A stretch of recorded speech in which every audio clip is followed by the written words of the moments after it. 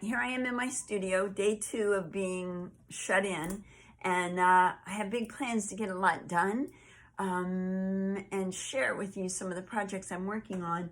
And they may not quite go along with what we're doing, but they all are part of being an artist and having an artist studio.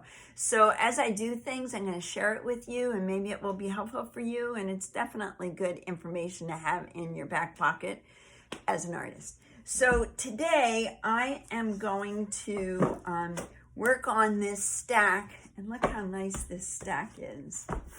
I have 32 12 by 12 boards that I had cut at Dixie Line.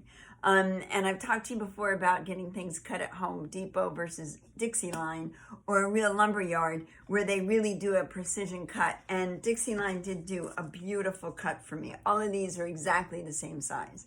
So what I did is I bought a 4-foot by 8-foot sheet of this 1/4 inch plywood, luan, Luan plywood, and I had them cut it up into 12 by 12s. Now they're actually 11.5 by 11.5 because a 12 by 12 means that you lose a little bit with the cut, with the space that the cut takes. So I had them do 12 by 11.5 by 11.5, and I have 32 of them. And that roughly cost me, I think the total bill with the cuts was $43. So I've got 32 of these for $43, which is, do the math, it's a little bit over $1 a piece. So these are really great. I can have them then, if I do paintings I like, I either will have Kirsten frame them for me, build a cradle, or I build my own little cradle in the back with 1 inch by 1 inch wood, so they're flat, but they kind of float out from the wall. And I can show you that later. I think if I have one laying around here, I'll show you.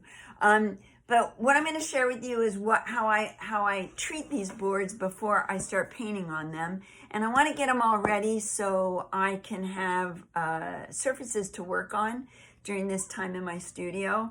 I love having small pieces, and even though the artwork walk in Little Italy in April has been postponed, it's going to be in June. So I've got plenty of big pieces, and I'm sure I'll have a couple new ones before that comes around.